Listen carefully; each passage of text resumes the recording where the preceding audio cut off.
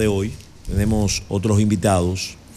En esta oportunidad vamos a hablar con un abogado de aquí de la ciudad de Santiago, una persona que siempre ha estado ligado al Consejo Nacional de Drogas durante muchos años, y entonces en esta oportunidad él es el responsable del Consejo Nacional de Drogas, principalmente en la provincia de Santiago y en la provincia de Puerto Plata, entre otras áreas que él también da asistencia dentro de ese consejo. Vamos a dar los buenos días al licenciado Domingo de Prada. Buenos días, Nelson, y a todos mis amigos de este Imperio de la Mañana. Qué bueno, qué bueno. Qué bueno tenerlo por aquí, Domingo. Usted es una persona que goza de mucho respeto y de mucho aprecio en el país, pero principalmente en Santiago, en la provincia de Santiago. Díganos así de entrada, ¿cómo está el Consejo Nacional de Drogas? Bueno, la institución en lo que respecta a Santiago está encaminada desarrollando lo que es el plan operativo anual, básicamente llenando todo lo que tiene que ver con las acciones y actividades puntuales. ¿A qué me refiero? Hablo de que estamos abarcando lo que es el ámbito educativo, que es el fuerte del Consejo. Eso consiste en llegar a los centros educativos, escuelas y colegios y implementar lo que es la nueva temática de prevención integral de sustancias. Igualmente, y debo resaltarlo, con el Ministerio de Industria y Comercio de aquí de Santiago, estamos llevando a cabo una labor en el ámbito de la prevención laboral, que es muy importante. Si ustedes se fijan, hay unas estadísticas muy significativas en lo que tiene que ver con el rendimiento en el trabajo y que inciden en las sustancias psicoactivas. Eso es un tema bastante amplio, muy importante, al igual que la temática deportiva y evidentemente todo lo que tiene que ver con el alcance legislativo, los cambios que se han producido, sobre todo en esta gestión de gobierno, donde ha surgido un instrumento legal como es la Ley de Extinción de Dominio, la 340-22. Mi pregunta va en la dirección siguiente. Por ejemplo, en el país el problema de las drogas, la llegada al país de la droga cada día va en aumento. Los niveles de consumo en el país cada día aumentan y eso la gente lo relaciona con el problema de la delincuencia y la actividad delictiva, y en todo sentido de la palabra. Nos gustaría que ustedes, a nuestros amigos televidentes, nos orienten sobre lo que es la diferencia entre el consejo y la dirección, porque la gente oye mental consejo, dirección, y sería importante que la gente tenga una diferencia, que uno y que otro. Excelente. Ambas entidades, obviamente hermanas, por el hecho de que nacen del mismo texto de ley, la ley 5088, tienen funciones distintas. La DNCD, la Dirección Nacional de Control de Drogas, tiene a su cargo todo lo que tiene que ver con la dinámica de interdicción. ¿A qué me refiero? A la persecución. Interdicción no solamente hace la DNCD, interdicción hacen también los fiscales y finalmente los jueces cuando emiten una sentencia, ya sea hasta de descargo o condenatoria contra un inculpado, pero precisamente la DNCD tiene que ver con la persecución contra la venta, tráfico y el consumo desmedido de sustancias, que también tiene castigo, cosa esta que hoy en día ha ido cambiando. Ese es un tema aparte y que hay que esbozar desde una perspectiva de derechos humanos en lo que tiene que ver al cambio que ha regulado sobre todo la Organización Mundial de la Salud con respecto a los consumidores, al cual nosotros también nos sumamos. En lo que tiene que ver con el Consejo, artículo 19 y 20 de esa ley 5088, establece que su principal función es la de asesorar al Poder Ejecutivo en todo lo que tiene que ver con la problemática de sustancias, pero también diseña, planifica y lleva a cabo por toda la geografía nacional todo lo concerniente a los planes preventivos, y eso es lo que nosotros llevamos a cabo. Es bueno también que se sepa, no solamente ir y dar una simple charla, entre comillas, no. Cuando vamos a un lugar es porque se evidencia una problemática. Con respecto a lo que usted planteaba sobre el aumento, sí, eso no lo podemos negar. Es un aumento no solamente en República Dominicana. Hace unos 4 o 5 meses precisamente estuvimos en la capital de Estados Unidos, Washington. Fuimos enviados allá por el presidente del Consejo, el mayor general Jaime Marte Martínez, para nosotros explicar los planes preventivos de la República Dominicana y al mismo tiempo hacer una especie de cuadro comparativo con lo que estaba pasando en los demás países, unos 12 países. Entonces, ¿qué se encontró regularmente con respecto a estos estudios? Bueno, está la misma situación. ¿Qué es lo que está pasando?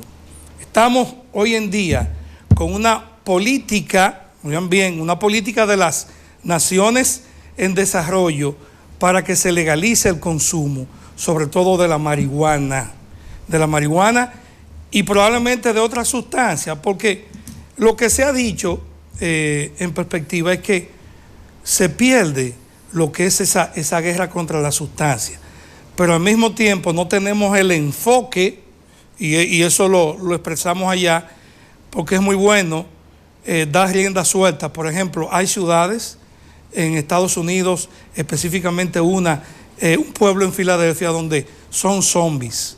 El que va a Filadelfia y va a ese poblado, lo que dice, pues, ¿qué está pasando con la humanidad? Y así hay otros pueblos más.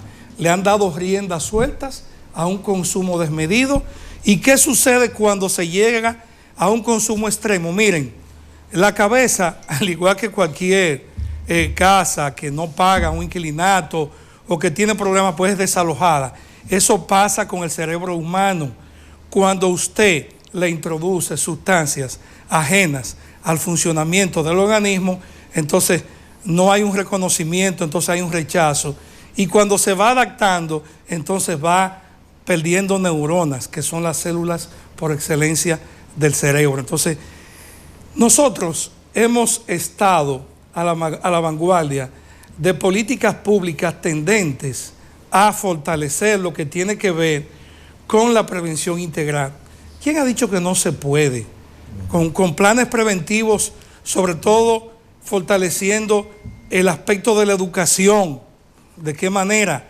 Hemos dicho que para hacer prevención hay que conocer los espacios de cada territorio. No es lo mismo yo hacer prevención en los jardines que yo hacer prevención en un barrio, en un sector marginado, por el hecho de que tienen condiciones de vulnerabilidad que no lo tienen otros sectores. Entonces, el aumento de sustancias, lamentablemente, hay factores determinantes que nos llaman a nosotros a sensibilizar, sobre todo a nosotros como autoridades en el marco de la prevención, que tenemos que ser más puntuales, que tenemos que tener un enfoque, sobre todo basado en, como dije anteriormente, en derechos humanos y también en protección a las mujeres, a los niños, para que de una vez y por todas podamos cambiar ese paradigma errado que se ha tenido y ese machismo, si se quiere, que lamentablemente ha creado situaciones no solamente en República Dominicana, sino en todo el mundo. Licenciado Desprats, hay una situación con relación al aumento del consumo que yo entiendo pudiera estar incidiendo en ese aumento. Ayer reseña uno de los periódicos que hay 39,000 puntos de drogas a nivel nacional. Uno se asombra porque la población no se tiene tan contada como se tienen los puntos de droga, pero siempre se ha hablado con especificación de la cantidad de puntos de droga que hay en el país. Entonces, la apertura a las redes en la República Dominicana ha contribuido a que mucha gente hable, incluso cree debate con relación a sustancias controladas, sin tener el acompañamiento de las autoridades competentes para ese debate. Excelente. Y eso está permitiendo que mucha gente normalice cosas que no son normales.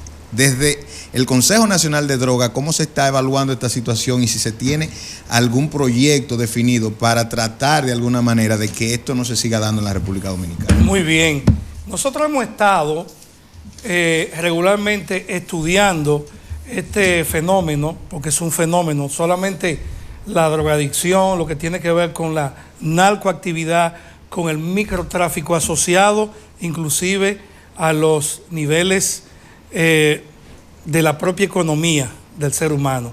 Tiene mucho que ver con eso también, mucha desinformación que a veces anda, que vemos cuando vamos a una escuela, jóvenes que incluso se han pronunciado que para qué estudiar, qué estamos haciendo. Entonces, hay una situación que hay que corregir, hay una situación que hay que llevar de la mano. Miren, hay que ir desmontando, que son las escuelas y los centros educativos los que tienen que dar la educación en valores. No, cuando esos muchachos no llegan a un centro educativo con la formación, por lo menos el respeto al profesor, el respeto a los demás, no coger lo ajeno, decir las cosas cuando algo te molesta. O sea, es en la casa que debemos decirle al muchacho cómo socializar.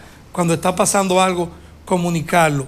Siempre traemos a colación la situación de los embarazos a destiempo. Cuando esto pasa es porque no hay confianza. Y el último en saberlo es el papá o es la mamá. O sea, son múltiples situaciones que tienen diversas variables a las cuales hay que hacerle una especie de abordaje distinto, como es el abordaje a las sustancias psicoactivas, que se requiere un abordaje multidisciplinario. ¿A qué me refiero? Cuando hay un proceso ya de drogadicción extremo, y eso va con la pregunta, lo más importante es que haya por parte de la familia una aceptación. ¿Por qué? Porque con respecto al ser humano intoxicado, el problema es mayor. El abordaje es difícil en la manera en que él quiera aceptar mutuo propio lo que es un tratamiento de la desintoxicación. Por eso nosotros hacemos hincapié en la prevención inicial, por lo difícil que es cuando un individuo se encuentra ya en los niveles de prevención terciaria. Eso es cuando está en un consumo arraigado. Perdón, fíjense bien que hay drogas de inicio. Se puede iniciar con drogas legales, alcohol, cigarrillos, pero cuando usted pasa a la marihuana, que es una droga sui generis. ¿Y por qué? Bueno, porque va a depender del estado nutricional de quien la consuma, le va a producir un efecto estimulante o un efecto depresivo. ¿Qué significa eso? Cuando es estimulante te aumenta la actividad aquí, en la cabeza, en el cerebro. Cuando es depresivo, significa que tú no tienes una contextura y un nivel nutricional muy fuerte, entonces te va a producir un efecto totalmente distinto y te vas a sentir desganado, no vas a tener la fortaleza y tu organismo va a ceder más fácil con el efecto depresivo. Sí. Buenos días, hermano Domingo de Praz. Domingo, ustedes se encargan de la parte preventiva. ¿Por qué en las universidades y las escuelas y los colegios no se está dando una materia, ¿verdad?, extracurricular que tenga que ver con la prevención de los psicoactivos en nuestra nación? ¿Qué ha pasado ahí? Mira, lo que hay que hacer es un seguimiento del desempeño de las instituciones como la nuestra, que día a día llevan programas de prevención. Mira, desde el Consejo se han impartido diplomados en la UAS, Mao, Puerto Plata, aquí en Santiago. ¿Con quién? Porque esto es una explicación que debemos manejar todos. Cuando decimos diplomado, esto significa que la prevención no es una función solamente del Consejo. Nosotros estamos capacitando a entes multiplicadores como los psicólogos y los docentes para que ellos desde las aulas puedan abordar la problemática, porque no solamente se presentan problemas de mínimo consumo, porque son en su mayoría menores de edad. Estamos hablando de problemas conductuales, problemas de personalidad que vienen desde el hogar por la desatención que tienen. Entonces es importante que fijemos la atención. Lo que pasa es que el Consejo ha desplegado tantos programas de prevención y no es muy dado, sobre todo por los medios, darle seguimiento a la labor de prevención. Y por eso yo digo, a veces somos cenicientos en esto, pero fíjense, aquí cuando hay una dificultad, sobre todo con lo que pasó con un hogar que estaba funcionando de manera clandestina y que hubo la participación de CONANI, de la Fiscalía, de nosotros mismos que intervenimos, le dimos seguimiento a esos muchachos menores de edad y donde lamentablemente se produjeron muertes en ese lugar. Entonces, estaban funcionando de manera clandestina, sin un letrero, eso estaba oculto en un lugar. Entonces, a veces es difícil porque la población muchas veces desconoce lo que está pasando y no es muy dado a estar denunciando, a menos que no esté sucediendo. Entonces, eso por un lado. ¿Qué otra cosa también es importante? Ya la misma ley 5088 requiere un cambio, una transformación. ¿Por qué? Porque ya cumplió en el tiempo y el espacio. Y lo digo, aquí creo que casi todos somos abogados. Hay que entender que esa ley de 1988, que fue una imposición, entre comillas, vino a contrarrestar un fenómeno en ciernes que tenía que ver con un consumo desmedido en la fecha, pero que ahora lo tenemos todavía más arraigado y nos preguntamos qué es lo que ha fallado. Nosotros siempre hemos sido responsables en esto. El órgano persecutor también ha tenido su responsabilidad desde su fundación. Hemos visto cómo se han señalado a través de los medios de comunicación, y no digo que este sea el problema y que ahí radique, pero tiene mucho que ver cuando la población ve, sobre todo, la colocación de sustancias. No lo digo ahora, lo digo desde la formación de la DNCD y cuando la policía operaba. Los que son abogados también saben que se ha tenido que lidiar con esta situación. Se ha tenido que lidiar con oficiales corruptos, con manzanas podridas dentro de las instituciones, y nosotros nunca lo hemos negado eso. Lo que hemos dicho es que se requiere de una profilaxis constante, no una limpieza en un momento determinado. Hay que darle seguimiento a lo que hacen esos oficiales que día a día tienen una labor, y sobre todo, ¿qué es lo más delicado? Que lo que genera, lamentablemente, la narcoactividad son intereses, es dinero. Estamos hablando de millones de pesos y de dólares. Cuando se inició aquí en la República Dominicana el combate, aquí lo que se hacía era que se pagaba en dinero, pero hoy en día se paga en especie.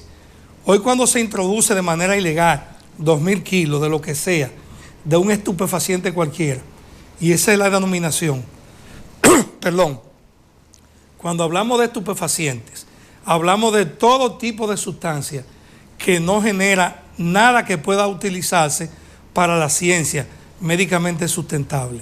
O sea, hablar de sustancias psicoactivas, podemos hablar de todo generalizado, alcohol, tabaco, todo lo demás.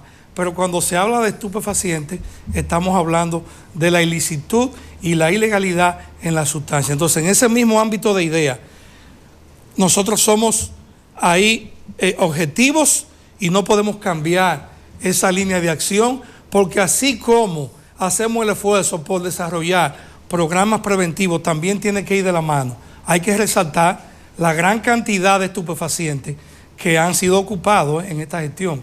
Se han roto récords. Eso por un lado es importante, pero no podemos descuidar el microtráfico. Hay que seguir atacando los puntos. Oigan bien, yo fui Ministerio Público y sé lo que es esto. Hay que seguir atacando los puntos en los barrios, en los campos. Ya los campos no son los campos de antes. Usted va a un campo y le dice, mira, ahí hay un punto. Y este colmado también. Eso, hay una proliferación de eso.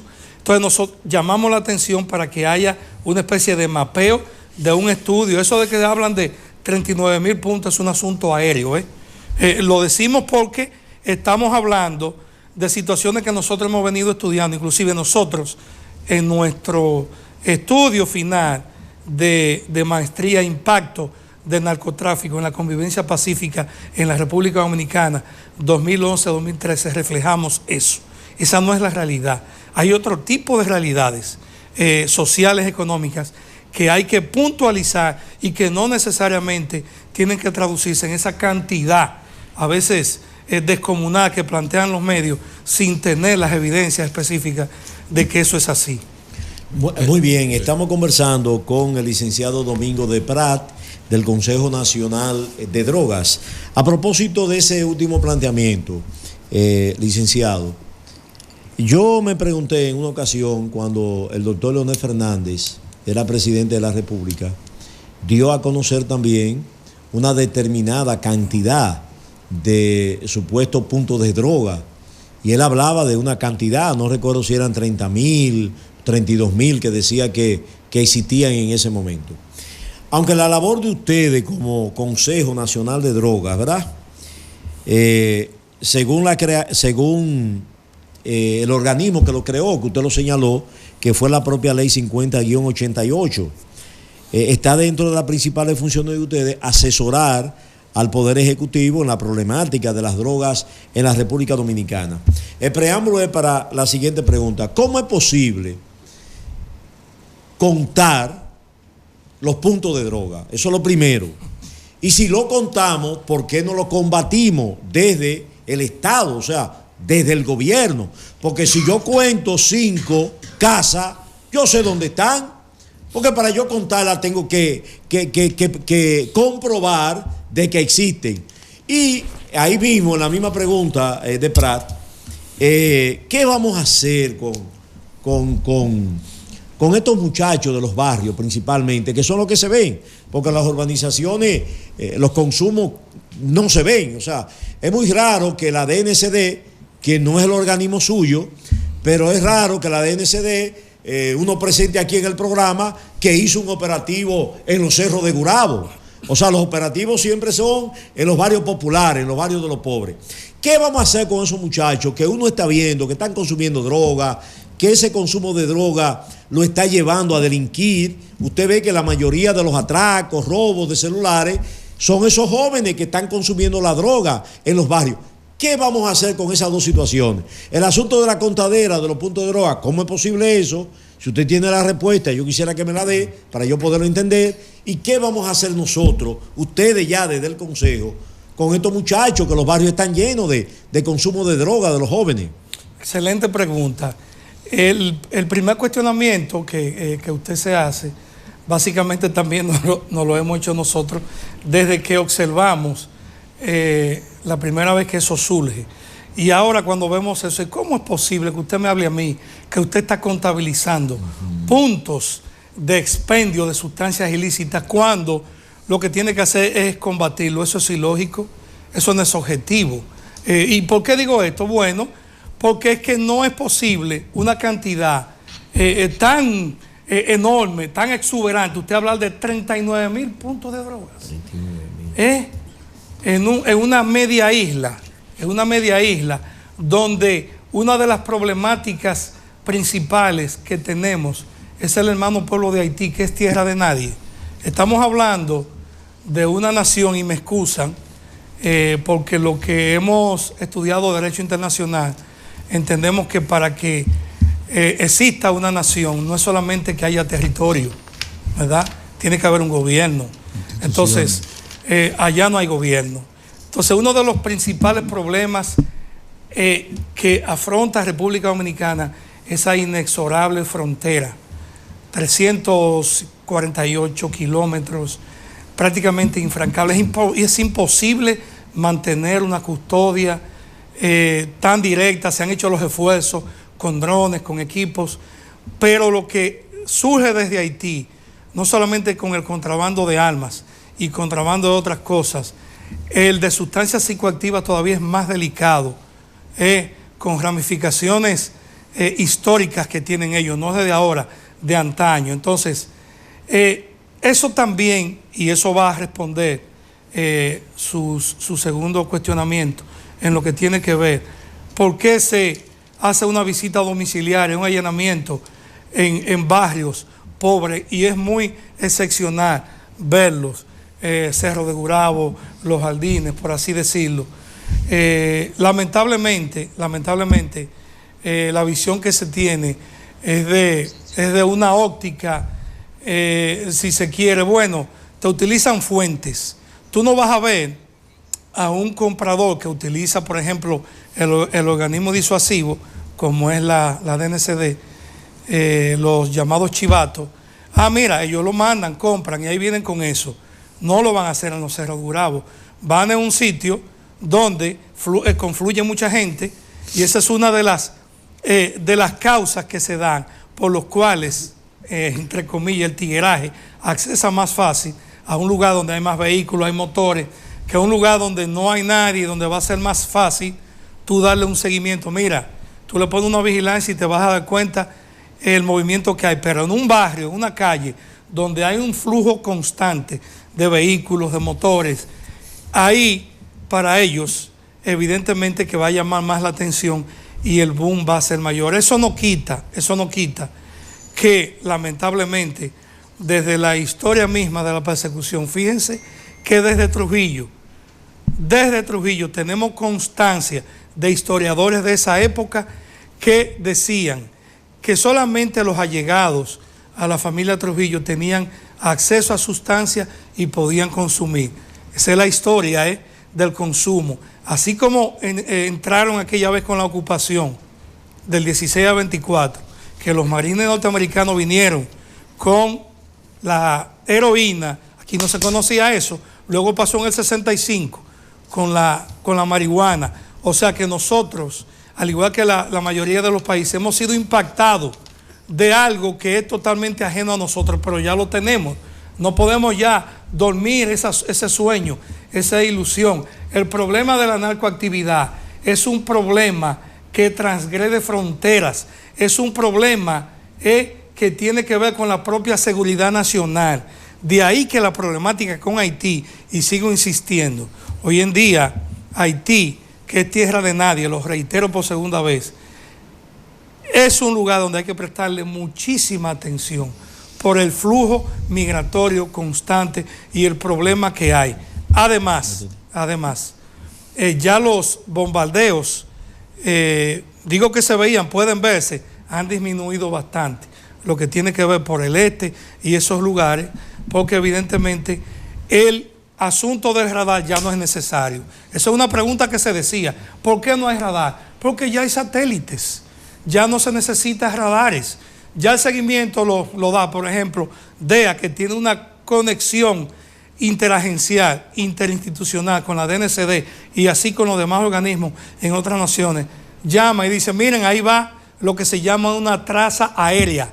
Traza aérea son los puntitos que se ven en el mapa que ellos tienen de computadoras y lo observan y dice, ahí va una embarcación, entonces lo marcan y el satélite con los equipos que tienen puede detectar inclusive cuando el cargamento es irregular.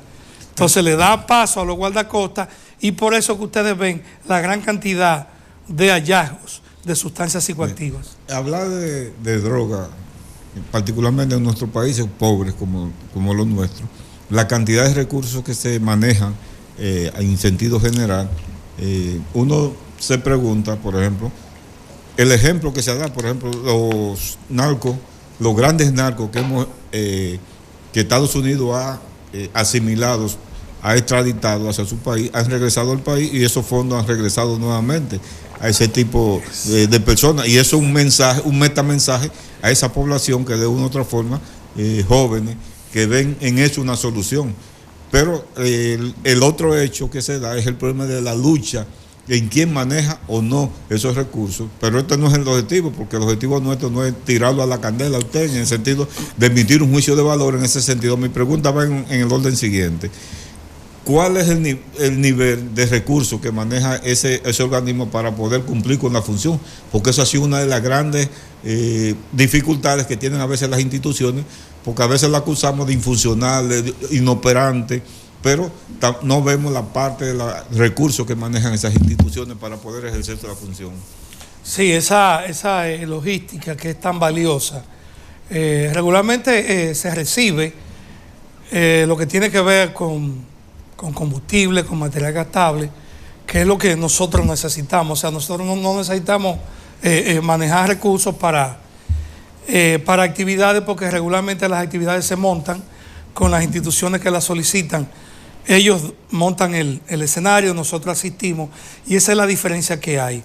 Se manejan recursos, obviamente, se le da el uso apropiado que hay que darle, y con respecto a eso estamos esperando un aumento significativo que ya se le prometió al presidente del Consejo. Y quiero aprovechar también para decir, así como dije que la ley ya resulta obsoleta, ya en esta gestión, oigan bien, ya se preparó un anteproyecto de ley para la modificación y ya está en el Poder Ejecutivo. En cualquier momento ustedes van a ver que el Poder Ejecutivo va a remitir ese texto de ley, ese texto al Congreso de la República para que ustedes vean los cambios significativos que se van a producir en lo que tiene que ver con la misma persecución, con la misma prevención y con el mismo manejo de recursos, que es muy importante. De ahí la pregunta, esa misma modificación plantea que la institución maneje ya recursos propios y se puedan ir asimilando y se puedan ir creando, como lo está haciendo el presidente Jaime Marte Martínez, dependencias. Ya nosotros tenemos en La Vega una dependencia que va a empezar a funcionar y se han creado más de 7 dependencias como la de Santiago. O sea que es muy importante. Eso significa que debe darle seguimiento desde sus respectivas provincias las instituciones desde ahí, porque nosotros podemos conocer lo que está pasando en Santiago a grosso modo, pero probablemente lo que pasa en La Vega y hasta lo que pasa en Puerto Plata no lo manejemos a la perfección. Y un dato muy importante, hemos estado dando actividades en Puerto Plata. Hay una temática que se denomina los costos ocultos, que esa temática la maneja un servidor, que la dimos con la gobernadora de Puerto Plata, una excelente funcionaria. Hemos dado varias actividades con la Cámara de Comercio, con los empresarios, con los estudiantes. Hemos llevado más de 25 actividades en estos dos años en Puerto Plata. Hay un equipo excepcional en Puerto Plata, lo digo por la receptividad que eso ha tenido. O sea, ese es el rango de acción que nos toca a nosotros. Y cuando hablamos de costos ocultos, oigan lo siguiente, no solamente se trata de perseguir, se trata también desde el inicio de la producción de esos cultivos, desde ahí hay costos ocultos. ¿Por qué? Fíjense bien, nosotros hemos llamado la atención, aunque eso esté tan distante de nosotros, la Amazonía, que es la zona boscosa más grande que tiene este planeta, está siendo diezmada, está siendo socavada en gran parte por cultivos que, aunque la planta de la coca es oriunda de América del Sur y solo se da en América del Sur, oigan bien, por el tipo de terreno alcalino, no menos cierto es que se están produciendo desmontes desmedidos en la Amazonía, en esos 9 países que conforman la Amazonía, y eso está contribuyendo a un deterioro de la capa de ozono y al mismo tiempo está contribuyendo con el propio cambio climático. Entonces, ¿qué otro costo oculto hablamos? Aquí mencionamos la gran labor que está haciendo el Ministerio de Industria y Comercio con nosotros en lo que tiene que ver con las actividades puntuales en el ámbito laboral, llevando a cabo precisamente actividades en zonas francas, en centros de trabajo, para que el empleado pueda tener una mayor conciencia de lo que es su familia y que tienen que rendir para que puedan producir más y que esas horas extras se les retribuyan en una mayor remuneración. Hemos estado insistiendo en eso, es para que ustedes vean el tipo de trabajo que nosotros hacemos. Licenciado, sí. Usted ha hablado de varios puntos que hemos ido tomando en cuenta, de lo que afecta en cuanto a la parte mental, el consumo de la droga. En ese sentido hay un tema importante con relación a la parte del trato a la salud mental y a los efectos, que de alguna manera es algo que está pendiente por las autoridades en relación a asumir eso como una problemática. Pero esa salud mental se ve afectada y se ve socavada cada día con la promoción a través de medios y de canciones que van dirigidas directamente a neuropsicológicamente proporcionar el efecto de invitar al consumo. Hablaban también de lo relacionado a las urbanizaciones. En mi caso, he vivido en 2 complejos de apartamentos de importancia, muy grandes, en donde uno no consume, pero sabe que se está consumiendo porque el hedor a marihuana es muy constante. En ese sentido, todo eso que viene trayendo, y que usted lo señalaba muy bien, que lo estamos exportando de otro lado, porque no son costumbres propiamente nuestras, ¿qué se está haciendo desde la parte de ustedes y cómo están viendo esta problemática? Mire, perdón, señalar que ya tú te mudaste de esos complejos. Sí, sí. O sea, que ya tú no vives ahí. Sí, sí. No, pero aunque viviera, yo ni sé quién quién soy yo. Acláralo, ya tú no vives ahí ya. Tú Ya te no vives mudaste ahí. de ahí. Ya lo sabes. Miren, tuvo una pregunta muy puntual y la vamos a responder de la siguiente manera. Miren, está sucediendo lo siguiente. Hoy estamos, y hay que decirlo de manera responsable, ustedes saben que la sociedad dominicana, la sociedad en Latinoamérica está manejando muchos antivalores con la música, con expresiones populares que están marcando precedentes no muy halagüeños. No voy a mencionar nombres para no afectar susceptibilidades, pero es importante destacar que hoy en día la juventud se volca más a darle más importancia cuando oye una canción. Mira que fulana se pegó, que la invitaron a tal Grammy, para no mencionar nombres, que fulano está en eso, y lo que escuchamos de esa música es puramente basura. Y cuando vemos que un ciudadano se siente mal porque donde habita siente que se está fumando algún tipo de sustancia que él entiende que es ilegal, entonces nos sentimos todavía más abrumados. ¿Por qué digo esto? Miren, nosotros hemos estado en las cárceles de aquí, hemos estado en Rafey hombres, hemos estado en Rafey mujeres, para que ustedes vean el tipo de trabajo que uno hace. Y uno dice, pero ven acá, y llegan a tantos lugares. Miren, ahí hay mucha gente hay mucha gente buena, noble, que está recibiendo transformación, que está apostando por un cambio, y nosotros apostamos por eso. Por esos internos, tanto de Rafey hombres como Rafey mujeres, nosotros apostamos. Nosotros hemos visto en ellos que se han arrepentido. Estamos viendo que el propio Estado está llevando acciones bien articuladas para que se produzcan esos cambios. Cuando usted va a Rafey Mujeres y se topa con una recién nacida y usted ve ese panorama, oiga, usted dice, aquí tenemos que hacer algo. Aquí no es visitar y dar una actividad y salir de ahí. Aquí es dejarle el mensaje para que ante todo ellos tengan la fe, la convicción de que ese creador que está ahí no se va a olvidar de ellos. Porque por eso siempre nosotros pregonamos, no hacemos nada si no tenemos la ayuda de Dios. Hay que tener fortaleza, firmeza en lo que hacemos. Cada vez que vamos a un lugar, lo ponemos en manos de Dios a todos, a nosotros mismos, para que nos pueda fluir el mensaje y podamos nosotros llegar.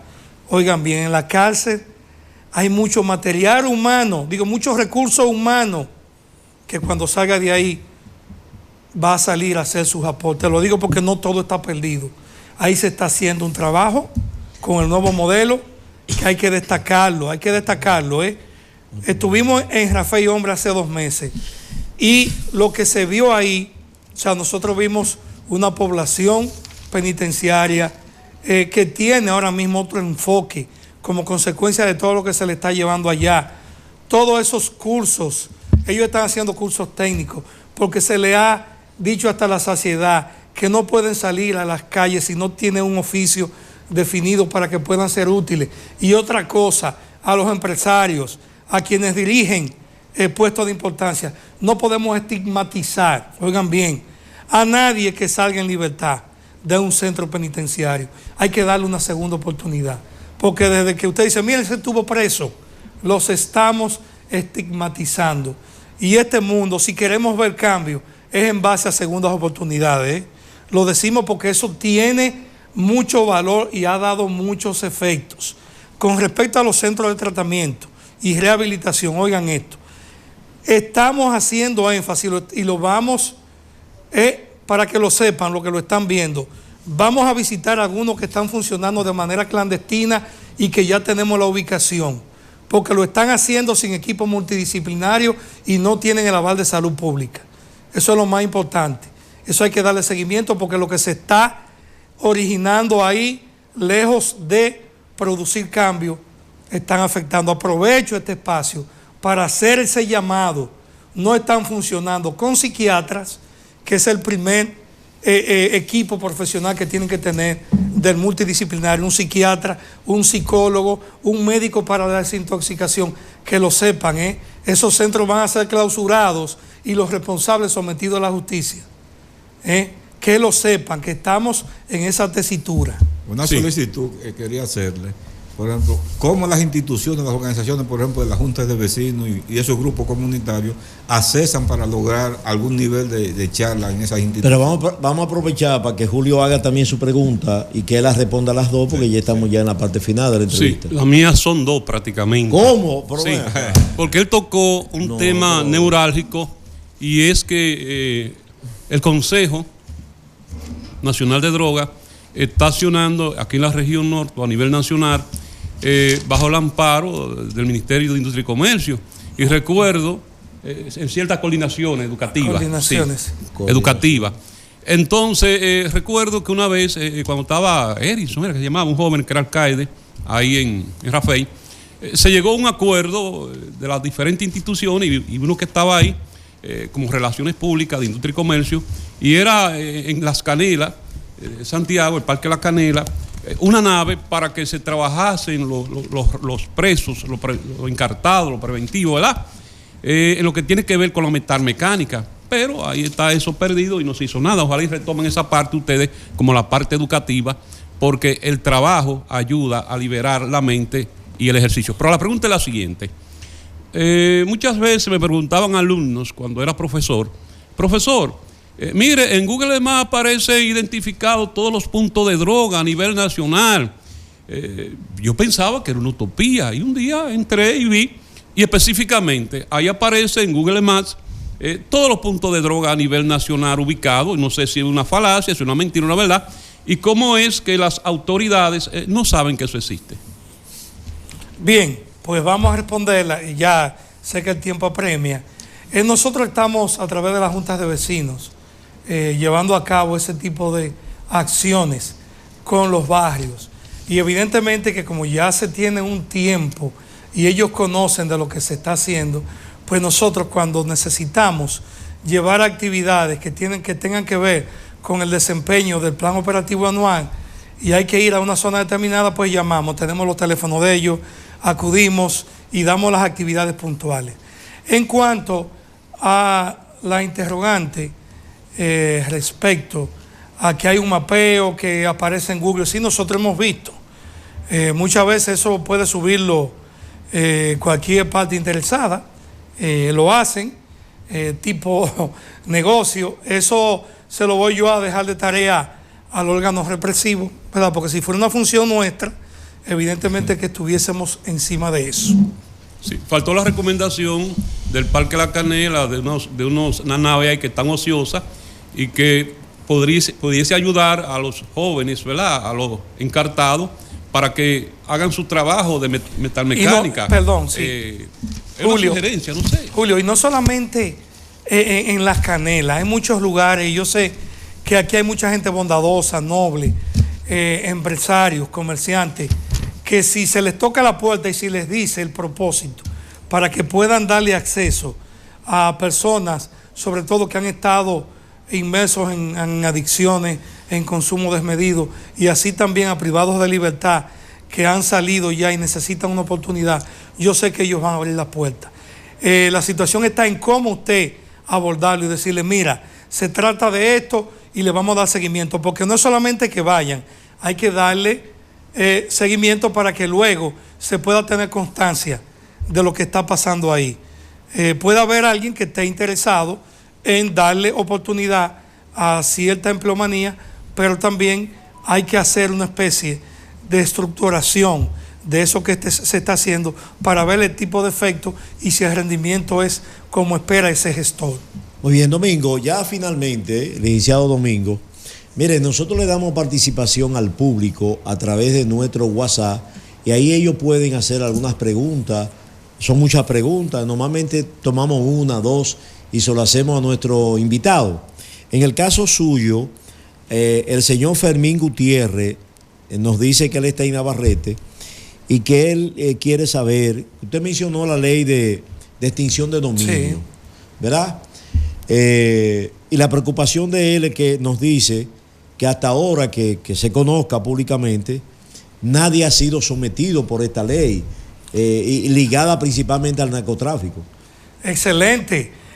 Mire, esa ley 340-22 lo que apenas tiene 7 u 8 meses. O sea, se está trabajando en eso. Lo sabemos porque el Ministerio Público a nivel nacional hemos tenido informaciones, así como la ley que tiene que ver con el blanqueo de capitales.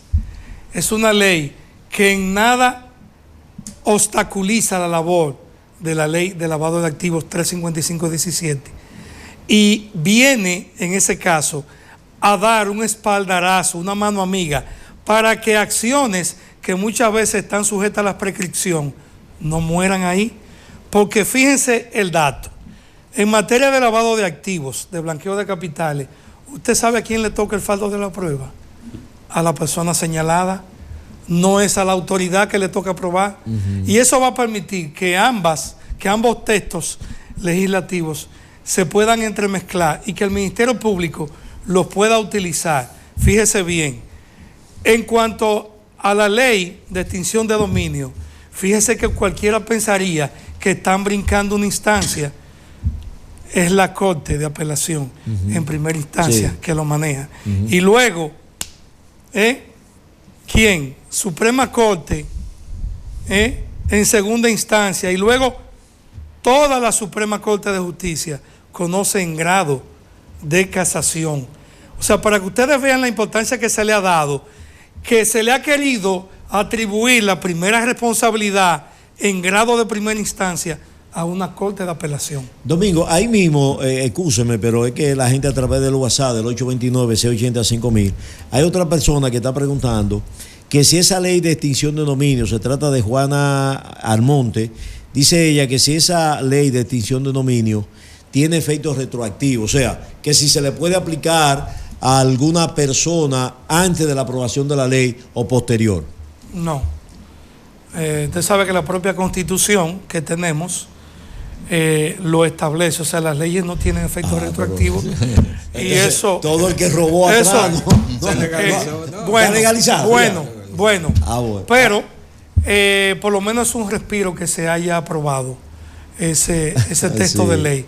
Pero como abogados lo sabemos. Si yo digo aquí que la ley establece que se va a investigar, desde atrás estaría yo faltando a la propia Constitución y faltándome a mí mismo, y nosotros como abogados, ¿qué vamos a decir? Inmediatamente, pues yo voy a someter una acción en inconstitucionalidad. Así es. Domingo, muchísimas gracias por haber venido. Gracias por aceptar nuestra invitación.